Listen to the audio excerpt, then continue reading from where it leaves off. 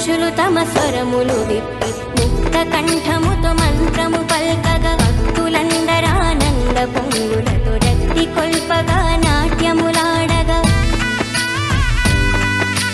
సప్త ఋషులు తమ స్వరములు విప్పి ముక్త కంఠముతో మంత్రము పల్కగా భక్తులందరానంద పొంగుల